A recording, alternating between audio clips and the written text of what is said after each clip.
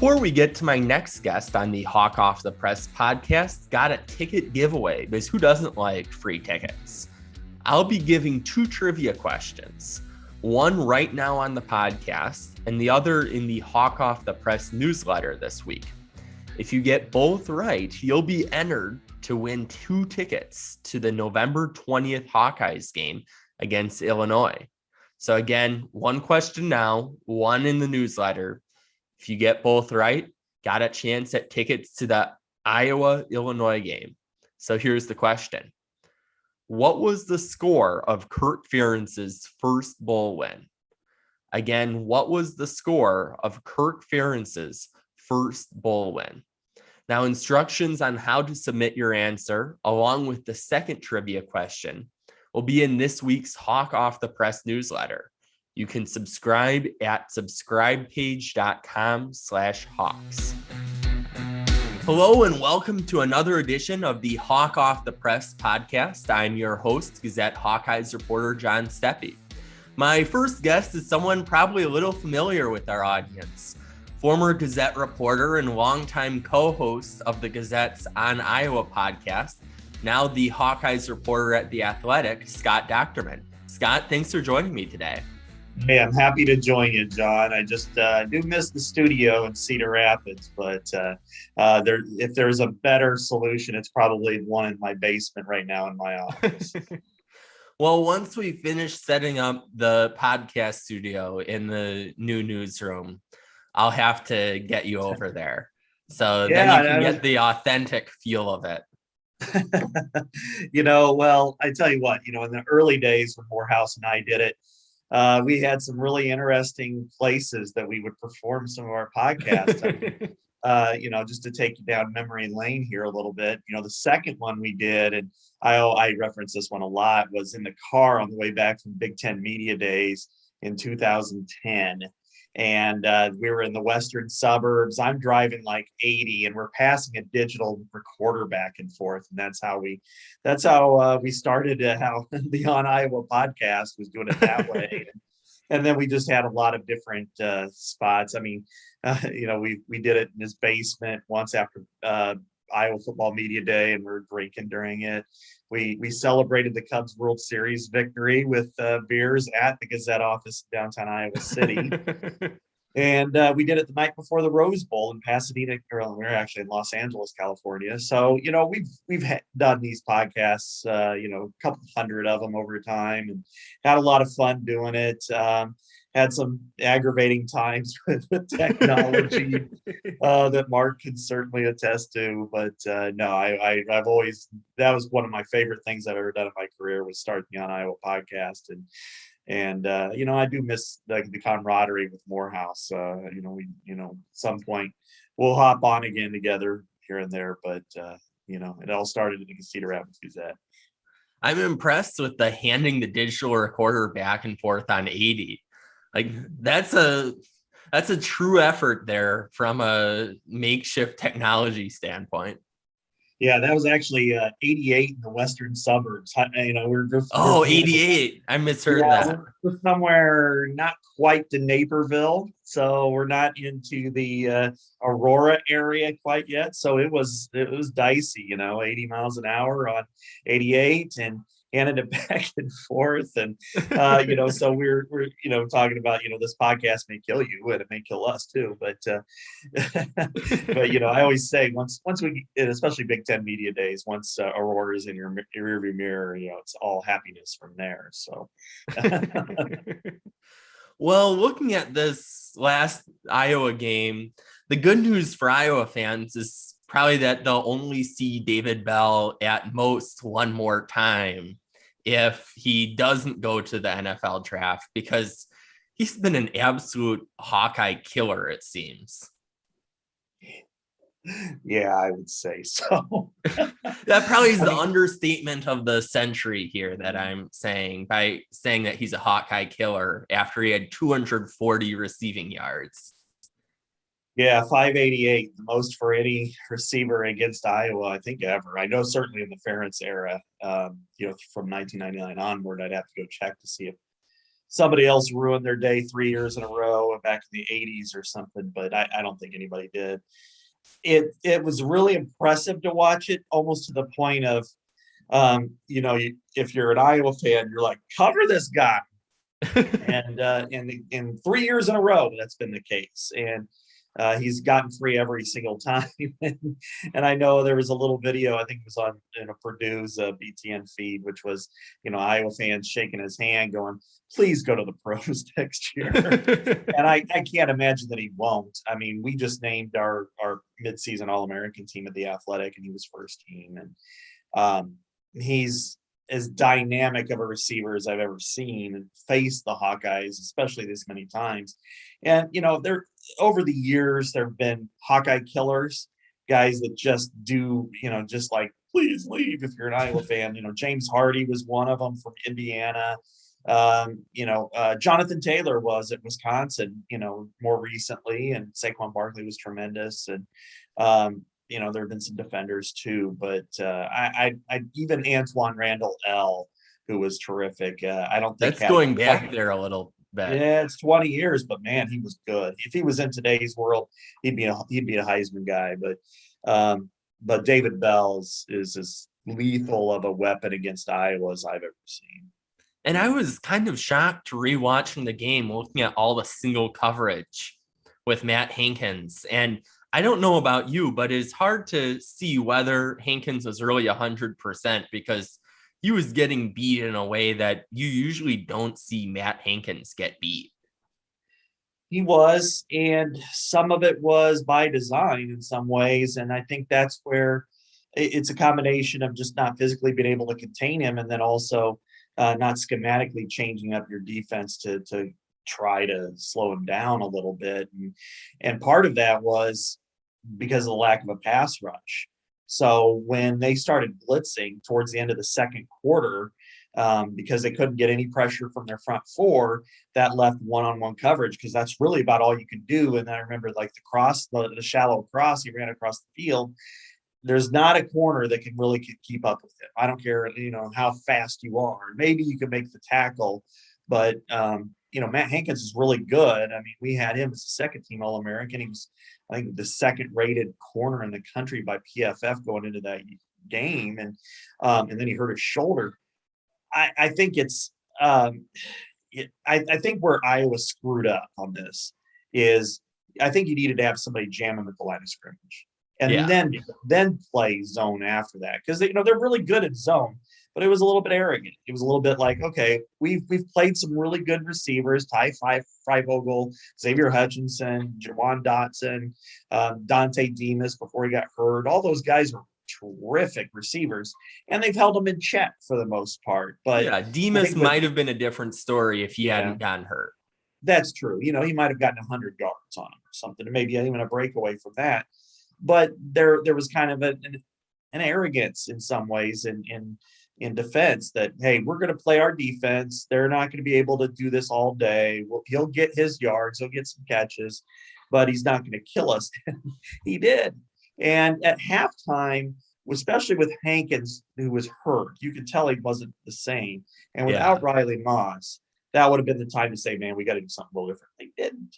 And in fact, they had to continue to try to blitz to pressure the quarterback, because to compensate for the front four not getting there. And a lot of that was quick passing, but some of it wasn't. And so, there wasn't enough changing up on that. But, I also look at it this way, that they allowed 24 points, which isn't bad against a team like Purdue. You can kind of accept that.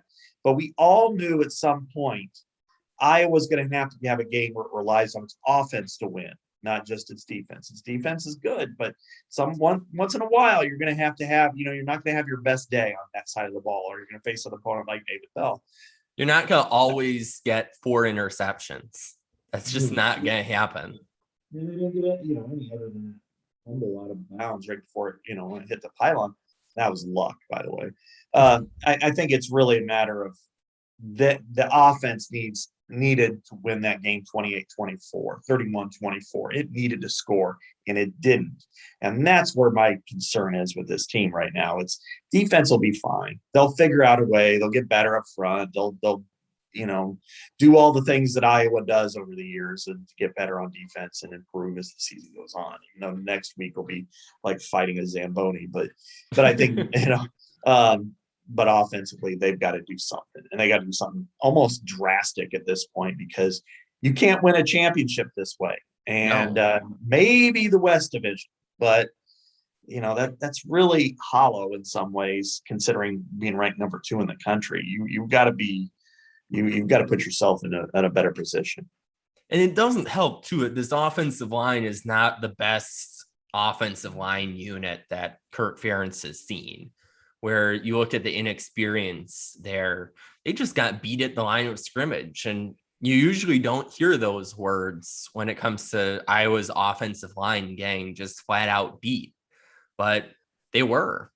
Yeah, that's the problem. The running backs aren't the problem now. I mean, in the past they have been, but not this year. I mean, you can't really ask for a better person than Tyler Goodson. Him, I think Ivory Kelly Martin's played his best football this year. I even think that the 3s and 4s are really good too. So if they needed to play, they could. Gavin Williams and LaShawn Williams. But at this point, when you look at what they've got defensively, they're getting beat. At least one person is getting beat on almost every slant run. To the outside zone, right, left, whatever. Somebody is not getting their block, and after a while, you've got to be more consistent. That yes, you're going to get beat. There's too many good players, and once in a while they're going to cross your face or whatever happens, they're going to do it. But it's way too regular right now. And I mean, this team's 125th right now in tackles for loss allowed with 56. That's gross. That's not even. I mean, 7 games, you're averaging 8 tackles per loss allowed per game. That's way, way, way beyond any kind of normal output that you would have. And I mean, and the craziest part is they have the best center, maybe even the best offensive lineman in the country, Tyler Linderbaugh. But outside, they're young and they're growing. They're not there yet. I do think Mason Richmond's pretty good, but inside you've got injured guys, 3 guys that have been injured at some point: Justin Britt, Cody Ince, and Kyler Schott. And then you have a true freshman who is graded higher than they are, but he's still working. He's still not fully developed in Connor Colby. So you've got all these moving pieces, but you're at game 7 now. You're past game 7. It's time. You've got to be better than this. And I imagine this week has been accelerated amount of urgency. It has to be, because if they can't get better, they're doomed. I mean, they'll lose at least twice the rest of the way, and none of these games are palatable losses. Not to say Purdue isn't, but do you really want to lose to Wisconsin? Do you really want to lose to Minnesota? Do you really want to lose to Nebraska? Do you want to lose those trophies? You might, if your offensive line doesn't come to play, because I think that is the weak link right now, and that is kind of a scary thought for a team that's built along the offensive line. Well, the other thing, too, is if you take a couple more losses, having that Big Ten West title that I think everyone took for granted a week ago, all of a sudden, you really can't take that for granted, because you have a 2-1 Purdue team now in conference that has the tiebreaker over Iowa. You have a 2-1 Minnesota team that will be coming to Kinnick in a few weeks. So you don't have that much margin for error, even with a weaker West Division, where you can't really afford to lose some of those trophies from that standpoint and not have the risk of not going to Indy in December. And you want to win every game, and every game for even beyond the big picture, the narrow of, we want, if you're Iowa, you want to go to Madison, you want to win. It doesn't matter if it's by 1 point, you want to beat the Badgers, not just for the trophy, but the fact is those two teams have, for 25, 30 years, have measured themselves against one another as who is the tougher, who's the more physical team. And it is a fight that they're the only other team that ever really kind of, Morehouse always called it, 3 polar bears fighting for the same sheet of ice, was Iowa, Wisconsin, and Michigan State. And that was with D'Antonio as head coach. And they play this physical, grueling battle style of football. And I'll be honest with you. I don't know that there'll be a touchdown scored next week. It's really going to be that grueling, even more than normal. But it is brutal style of football. It's probably brutal on the ice for people who don't like that, and it's just going to be brutal physically for the players who compete in it. But you don't want to lose that. You don't want to lose Floyd of Rosedale. You don't want to go to, on the day after Thanksgiving and have the potential for wrapping up the West, and then all of a sudden you lose to Nebraska. That just doesn't. That's not palatable. That'd be about as bad of a scenario for Iowa fans as possible. You lose out on the West because you lose to Nebraska. I don't think it could get any worse than that. That's getting kicked in the stomach. I mean, it's just or below that. It's just one of those things where, So what you have to do, and what they know all this. I mean, I'm not revealing anything. I'm not, I didn't find the magic secret or whatever. And that is, they're just going to be, they'll understand that they've got to do something offensively to just generate some offense. And that's in the running game. Is that going to be more jet sweep action? Is that going to be less zone? Is it going to be more gap runs? Is it, are they going to just play bully football or what? I don't know. I mean, they've got to do that this week. Is it more rotation up front? Is it less rotation up front? Is it moving parts? Is it calling more simple plays? They've got to figure all that out. And I can get behind any of those scenarios other than status quo. And because if it's status quo, they're going to lose at least once. Maybe they get to Indianapolis, but do you really want to film was kind of almost like a how-to guide on dismantling Iowa's offense. Like, next time I'm in Barnes & Noble, maybe there'll be a dismantling Iowa's offense for dummies book. And it's just what happened in that Purdue game because they did it so well. And that's really what Iowa is faced with, and its problem right now is that it whether it's personnel that when they get into a running play, they run a running play. They don't really audible out of it very much. And you see 8 in the box all the time because they don't respect their wide receivers. They figure we'll cover them one-on-one. Now, once in a while, with a single high safety most of the time. And okay, they'll go with it. And then, they'll do like first play of the game was outstanding. The slant to Keegan Johnson. He shows that he can break tackles. He can break away from defenders, do all those things. But you need to get him back involved. And, however you do it, do it. Same thing with Sam Laporta. He's shown he's going to be a really good one, but it just seems such a grind sometimes offensively. But I also think, and it's easy to get negative, very negative. And Lord knows I have in whatever discussions I have in the last 15, 20 minutes that we've talked, that the passing game isn't that bad. I know people really want to, really cram on to Petras. He's not that good and all that. Yes, he cannot run the football. That's no question. And he had 4 interceptions, but 3 were in the final 4 minutes. So it wasn't like, it was a 17-point deficit. I'm not saying that they were great. They're bad decisions, but you can kind of overlook them because it's kind of an outlier. You have to be desperate at that point. Yeah. But then it really all stems from the running game, because when you're running for 3.1 yards per carry, that on this offense, the way that they built this offense, then you're not going to ever really get off the ground. It's going to hurt your play action passing attack. It's going to hurt your drop back. It's going to hurt your defense in playing complementary football. So, it may help your special teams some, but you don't want to live there all that often. Yeah, you don't want to rely on Torrey Taylor's punting as much as punting has been winning this year. You're not going to keep on winning by relying on that. So, yeah, I mean, and as much junk as I just talked, next week might be a week where punting is winning. I mean, when you're playing Wisconsin and they have the number 2 defense in the country, and it's every bit as prolific as it's been since they switched to 3-4 under Dave Aranda 7-8 years ago. You might get to the plus 44 and it's 4th and 1, and you'll just say, you know what, we're going to punt. and we're going to try to make them go 90 yards. That might be winning next week, but it's not going to be that way every week. So there's going to be another week where they're going to have to, Northwestern probably isn't in either, but Nebraska, where it's 4th and 1 at the 42 for Nebraska, you might say we got to go for this one because they do have a little bit better offense and they can score some points. So punting is winning most of the time when you're playing complementary football and you're going against a challenged offense. But sometimes you've got to have your offense win a game, and that offense hasn't done it yet. And you were mentioning Petras, he's had a lot of improvement, even you see from game 1 to game 6. I think game 7 was a setback.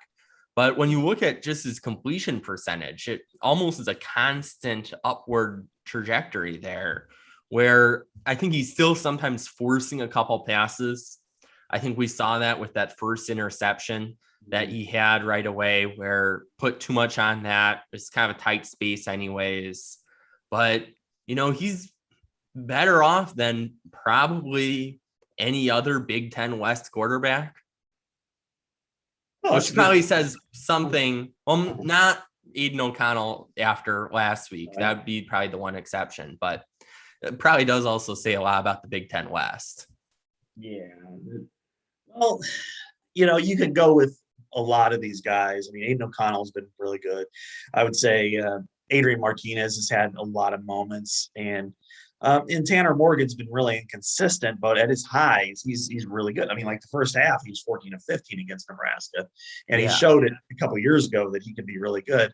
The most disappointing one, of course, is Graham Mertz. I mean, everybody expected him to be the difference maker, which is kind of why they left Jack Cohn exposed, and they went with Graham Mertz, and then now this year they have 3 touchdowns and 9 interceptions. I mean, it's gone way back, even compared to their game manager days of Scott Tolzien and Joel Stave and team players like that. I think you could play winning football with Spencer Petras because I do think he's a really intelligent guy. I think he's gotten better with his accuracy. He's got arm strength. I don't know if you need him to do more, ask him to do more, or if it's just a matter of, hey, can you get us in and out of bad plays once in a while, a little bit better than you have in the past. I think they could survive that. I do. Some people don't really like him. That's the Iowa way. I mean, they don't like any quarterback once he starts playing. They love him until he does. But it really, it's like the one thing I keep circling back to is they rank 118th in yards per carry. You cannot live like that at Iowa. No. This style of offense, you can't. In Purdue, you can, but not at Iowa. So they've got to get something, squeeze something somewhere to, if it's, again, it could be any multitude of solutions, but they got to find something. It could be more zone. It could be less zone. It could be more gap. It could be less gap. It could be get the fullback out of there to fullback on every play. It could be, moving Connor Colby, you're our right tackle, or get him out of the lineup. I don't know. They're going to have to figure that out. They know it better than I do, but they have to do something because you just can't, and even then, even if you could win the West, win the crown, do you really, with an offense playing like this, do you want to go against Ohio State? You want to get in that boat race? I mean, you're going to have to pray you get like a Maryland performance out of your defense to do that. And it's possible, I suppose, but that's more wishful thinking. That's like trying to, hoping your scratch off gets you $50,000 instead of $2. Well, even if you go up against, say, a familiar opponent like Penn State that you beat the first time, if they have a healthy Sean Clifford for 4 quarters, I would not feel spectacular about Iowa's odds there. When you look at what he did in the, little over a quarter that he was in, he took what the Iowa defense gave him, and it was working. Sure. That's the one thing that I do come back to with Sean Clifford. He had an excellent quarter and a little bit, quarter and a half, quarter and a quarter or whatever, and with 17 points. But one thing that I do come back to is Iowa tends to play that way defensively, where it takes a little bit of time for them to kind of settle in. That's a good point. Tagovailoa in Maryland was 11 of 14 for 100 yards in the first quarter. He looked really good. Now Dante Demas got hurt, but then the second quarter came. Iowa, I've always kind of compared their defense, especially because they don't deviate much. They don't do a lot of different blitzing or stunts. They do some stunts, but they wait. That they're primarily a quarters coverage defense. They have 4 linemen up front. They play 2 gap. Anybody can scheme against that first and all right, these are 15 plays. And that's why you see teams gain yardage on them really quick. Then it comes down to, all right, second quarter, it's 7-3, it's 10-7, whatever. Then what? That's where Iowa's kind of like, I kind of like them to a batter that goes up against a pitcher for the first time. And okay, you got to catch up to the speed, you got to catch up to the drop on the curve ball or whatever. And then the second at bat, that's when they knock it out of the park or really, drive it in the alley. And that's kind of the way the Iowa defense is, because once you start attacking it, they can see what's coming a little bit faster. And so I'm not the one to say Sean Clifford would have, threw 8 touchdown passes, just like I probably wouldn't say that he would throw 8 interceptions, because he threw 2 in that first quarter. Hell, he threw 2 in the fourth quarter against them last year. So, is he going to throw 2 in every quarter of both? No. So I think in some ways, Penn State had the advantage. I think Penn State would have won had he played. He didn't. They screwed up so badly because they didn't prepare their backup quarterback. They had every opportunity at halftime to adjust. They didn't. So it's all on them, and the whining and consternation over, well, we would have had Sean. Yeah, you would have, but you didn't.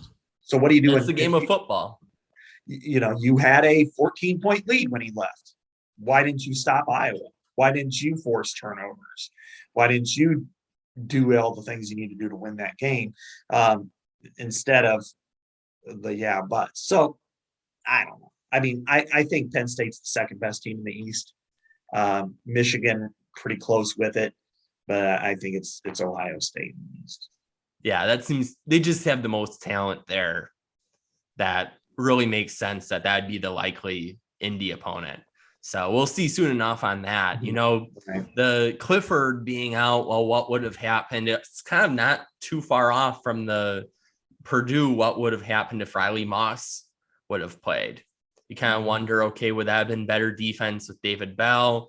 The issue with the Purdue one, though, is they just failed on kind of every level. So even if defensively you are better, well, the offense didn't really. How often do you get within the 10-yard line and 3 times and 2 times you don't come away with any points?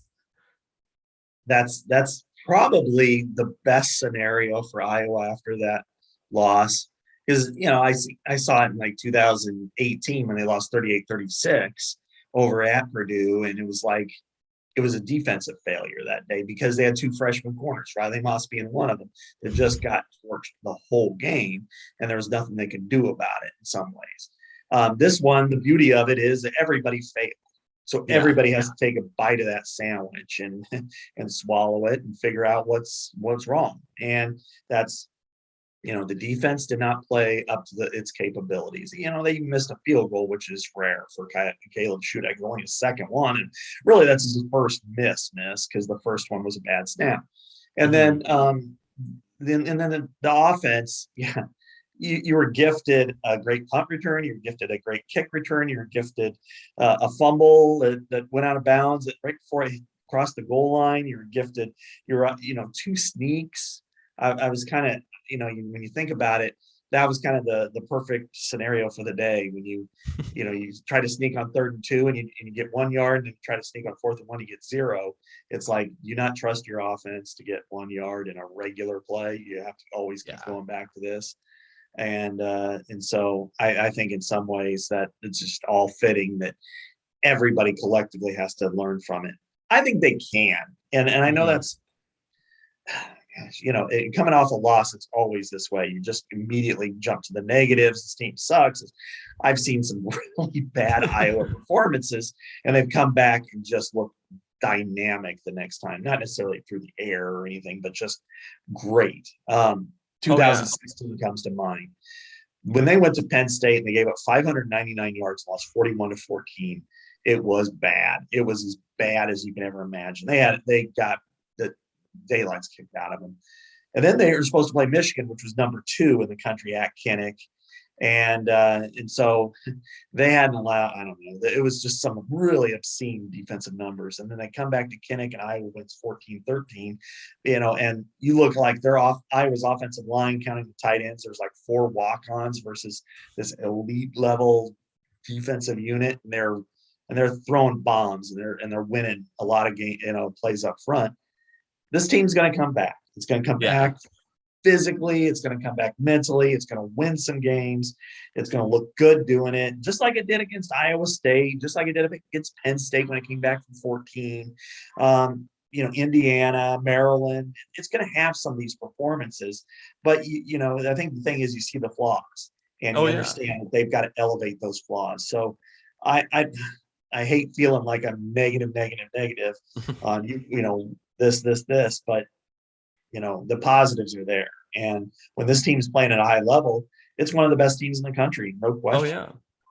And I think the other thing, too, that can't be totally overlooked with that Purdue game was it was coming off that, and kind of more than kind of that really historic, big, exciting, kind of euphoric win against Penn State. And as much as the team talks about the 24-hour rule to us, that it's still, harder than 24 hours to really move on from a game like that, where I'm sure that was lingering a little bit into the week. It's like the same thing as, okay, they don't care about the rankings. And I look at their Instagram stories and like every single, well, maybe not every single, but almost every athlete, it feels like, is sharing the graphic with the number 3 ranking or the number 2 ranking. Like, yeah, it doesn't matter officially, but here's us celebrating it. So I think that probably maybe there's a little bit of a hangover from that Penn State game. And I don't think we'll see that against Wisconsin. I think they're going to be fired up. No, never against Wisconsin.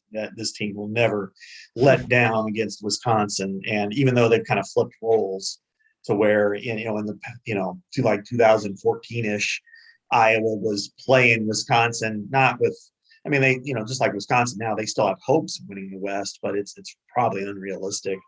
But Wisconsin's going to be gunning for Iowa, saying, we want to win this game. We want to win our trophy. Because Iowa will feel the exact same way because they understand the mettle of their foe. And this is the standard of the West Division. And it has been for so long that, they don't know anything different. They don't know what the 2000s were like when it was the other way around.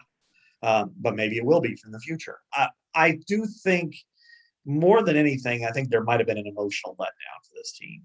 And it's natural that, you ride that high for so long. And I think it was the same way against Kent State to some extent after the Iowa State and Indiana games, where it was just, you're emotionally kind of tapped out and you just got to have that little bit of a letdown. And I would say that that's probably more the case than being, arrogant or conceited or whatever. But, it all affects you, but it's just, I think that probably, maybe on defense, it wasn't as much attention to details and preparation. And I think on offense, it's physically, they were just unable to do what they wanted to do. And emotionally, they were tapped out. And then schematically on offense, they've got to figure something out. And that's play calling, that's planning, that's doing the wrong thing at the wrong time. They had a lot of opportunities to get back in the game, even though they were decisively beaten, and they didn't. So I just don't see any kind of a letdown from here on out because, if they go and they beat Wisconsin, this all has their attention because Northwestern's won 4 out of 5 games. They beat them last year too at home when they're up 17-0. Minnesota, that's at home. That's going to be that'll be the first time in 3 or 4 games or for weeks that they've been at home. That's for Floyd. They make a big deal about Floyd, and they should. And then Illinois Senior Day and Illinois, you'll see a little bit of a spark on the coaching staff after some of the recruiting issues that they've had with Illinois lately.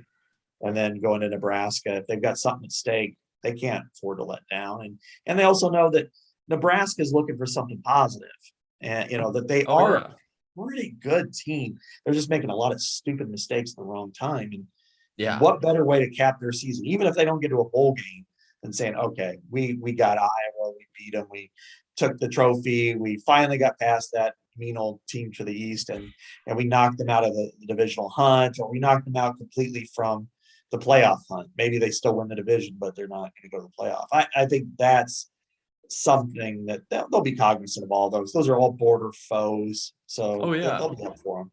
Classic Big Ten West, done with the crossover stuff. Now you kind of get to the nitty gritty rivalry games. And it's interesting. I was kind of looking at the history of playoff teams, and you've had some that have had unranked losses and still gone on to the playoff, but they've all had only one.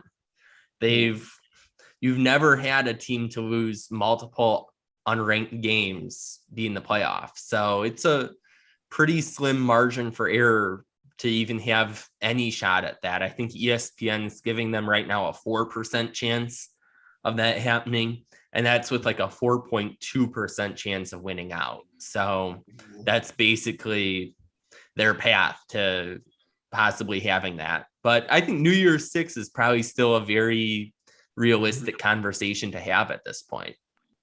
If they win out, and they'll be favored in all of these games, if they win out and go to Indianapolis and play hard, maybe they play Ohio State, and if they lose, but it's like 34-24 or something like that. Yeah, something competitive at least. Yeah, then Ohio State's probably in the playoff. That means that somebody from the Big Ten has to go to the Rose Bowl. Is it going to be Iowa, or is it going to be Penn State, or is it going to be Michigan? And that comes down to the rankings. The Rose Bowl established that in 2015 when Iowa lost to Michigan State, and then it was between a one-loss Iowa and a one-loss Ohio State for the Rose Bowl spot. It was all really a matter of who was ranked higher in the final poll, the CFP rankings. And let's say it's Penn State's ranked a spot or two or three higher than Iowa, then I still think that the Fiesta Bowl or the Peach Bowl would be an opportunity.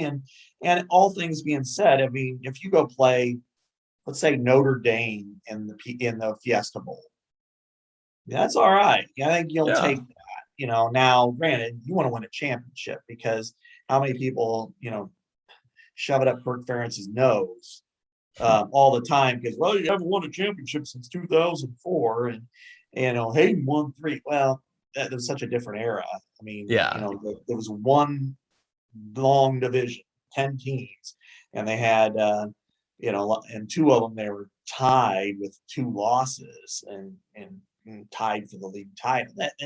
It's an apples oranges thing, but I do think that Iowa has but they got to win out, and they got to beat their neighbors to do it. That's the essence of college football, is beating your rivals. And all of these, 4 of the opponents, they have century-old rivals that have lasted since the 1800s. And then Nebraska is they were resided on each other's border for all but the last 10 years and didn't know how much they didn't like each other until they started playing one another every year. So I think these games are every bit as important as whatever will come after that. And you mentioned potentially a Fiesta Bowl against Notre Dame. I think if you asked anybody at the beginning of the season, not so much 2 weeks ago, but at the beginning of the season when they were preseason 18, that, hey, you go to a New Year's Six Bowl, you play Notre Dame, let's say you beat them, I'd say most people would probably be happy with that. Yeah, I think you can be, sure. I went into this year thinking that I actually picked them to win the West. I thought they were the best team in the West last year. They played the best. They had that horrific accident game against Northwestern. They're up 17-0, and then they had a really poorly called second half by Brian Ferentz, where they threw 3 interceptions. They threw 51 times. They acted like they were down 24-7 instead of 21-20 and lost that game. Otherwise, they're going to Indianapolis. And by the end of the year, lining up against Ohio State, they had a really good chance of winning that game. And so I thought going in this year that they were the best team. I did think they would lose to Iowa State. I thought Iowa State would beat them. But as for the rest, heck, they beat Penn State by 20. They beat Wisconsin by 21. They beat Michigan State, they don't play, but by 42. They were a good team going into this year. So in some ways, I think, yeah, you accept the New Year's Six designation just fine, but they've got a chance here. They're still, they've won as many. I'd have to total it now, but going into this year, they had the 9th most wins in college footballs from 2015 onward. So they have some. They're probably up the ladder a little bit even from that. So they've got to get a statement going. They've got to get an exclamation point, and this is the year to do it. So when you get to Indianapolis, if it's against Ohio State, they've had as much success against Ohio State as anybody in the country. So no matter what, that's a tough matchup in Indianapolis. By then, C.J. Stroud will probably win the silver football for the Big Ten as best player. So what? Go win. Go intercept 4 times. Do exactly what you did to go in 2017. Go bludgeon them up front, but you've got to do it. You can't just pretend you're Iowa and go do it. You got to go execute. So, but that day will come. We'll worry about that day, Thanksgiving weekend, and we'll worry about trying to dissect how they're going to score any points at all against Wisconsin next week. I think they're going to have to do it on the defensive side of the ball because I don't think they're going to score on offense. We'll see if we have any safeties there. Maybe, hey, in the Iron Man year of 1939, Iowa beat Purdue 4-0 on 2 blocked punts for safeties. That was one of the great years in Iowa history. So maybe that'll be something. Well, we will see. In the meantime, we have a bye week here, so we'll have a Saturday without Hawkeye football. That's gonna be a weird change of pace there. So thank you, though, for joining me today. Yeah, you bet, John. I appreciate you having me on the new and improved, I suppose, On Iowa podcast. Well, thank you. I appreciate it.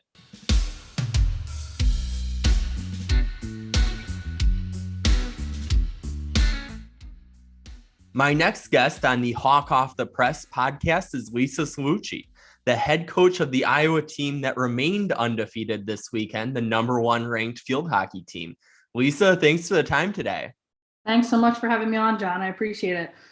So you've had a lot of great teams here, including a Final Four team, but 16-0 is something new. What makes this group so special? Yeah, I'll tell you, 16-0 is remarkable. And I think really what makes this group so special is, first of all, our experience and then just our leadership. I mean, we have 11 4th and 5th year players who have won a Big Ten championship before, who have been to a Final Four, and that wasn't good enough for them. So they've showed up every day this year, just focused with great intention on what they're doing. And really, as a coach, I'm just along for the ride. It's been remarkable how focused they have been, and their entire goal is really to continue every day to try to separate themselves from everybody else. It's been pretty awesome. And then how far do you think this team can go? To be honest, I think our potential is endless. And I do think we,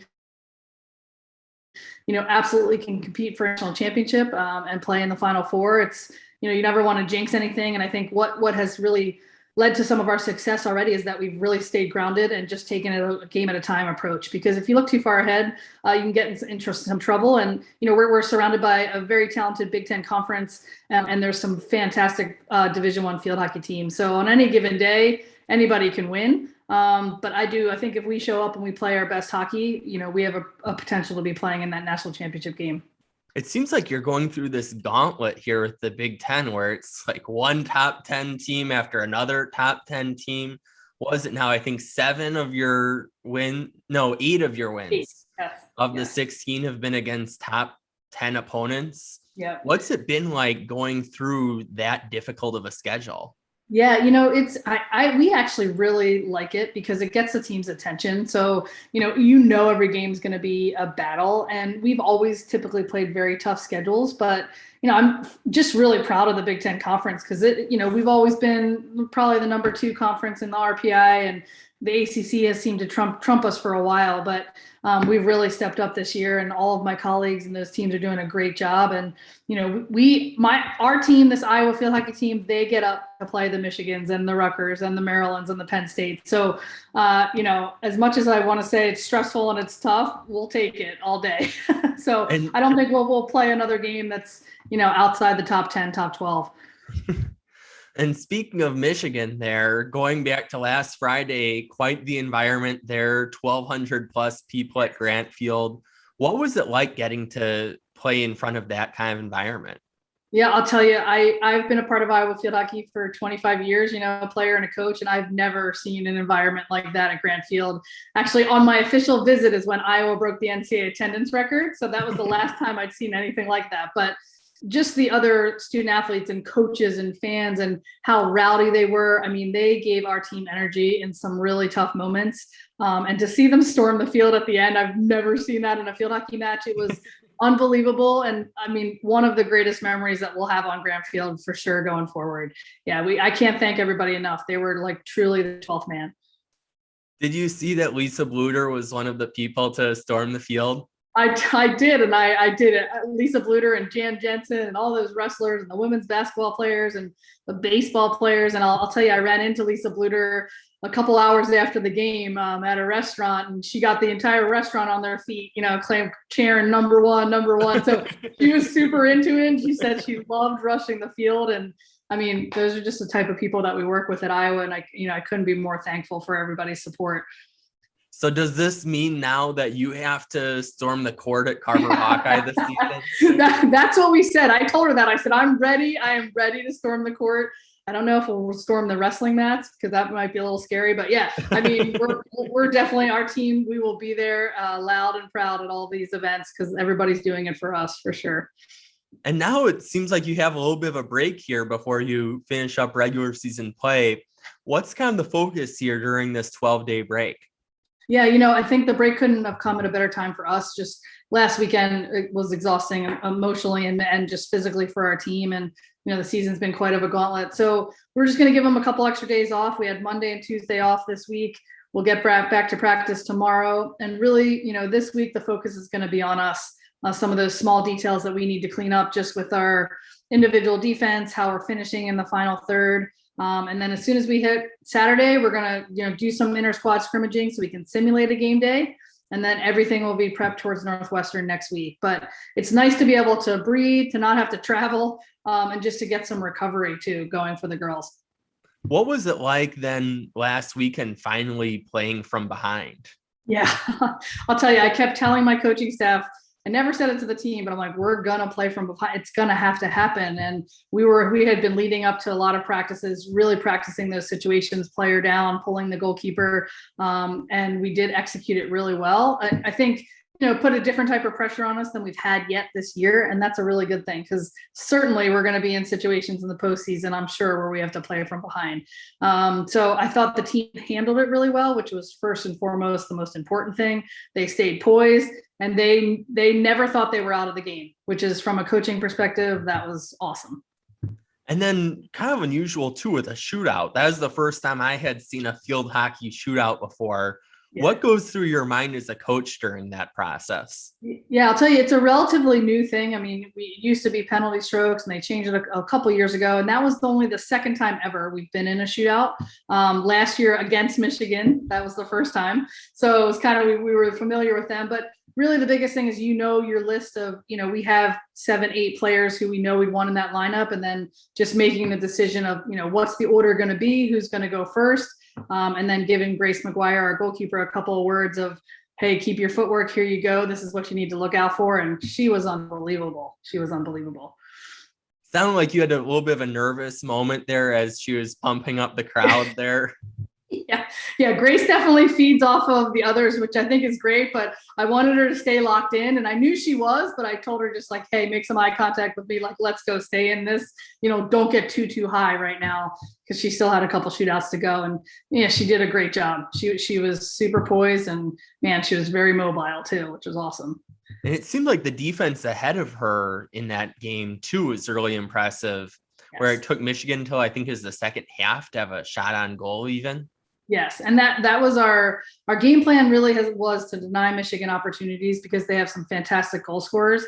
So we really played some great lockdown defense, and the back five, Harper, Anta, Loka, Esme, Leavitt, they have been like that all season long. We've limited so many opportunities in these big games, and if we do give up something, it's a predictable shot, which is great for a goalkeeper. So I can't say enough. Our defense has definitely carried us through this season for sure. And then what was it like doing that quick turnaround where, okay, you finish up with number 2 Michigan, and then you have a very good Ohio State team. Yeah. What was it? Was it even, I don't think it's even 48 hours. Yeah, no, it really wasn't. So we right away, Saturday morning, got back to prepping for Ohio State, went through a video meeting with the team, very short walkthrough, just because we knew how exhausted they were and what that took out of us against Michigan. And then I'll be honest, Ohio State really challenged us. They were fast in transition. They played great team defense. We struggled for the first 3 quarters, and we had some exhaustion. But again, I think we had the belief that, we just needed to be able to get momentum. Let's get some chances to fall. And once we did that, we were okay. But it was another great test for us to have, because you're going to find yourself in games like that where another team's defense stymies you, and you have to be persistent. And they showed that yesterday. Well, Lisa, I appreciate the time. Absolutely. Thanks so much. I really appreciate it. Stay well. Thank you for tuning in to the Hawk Off the Press podcast. I'll be back with another episode next week after the bye week.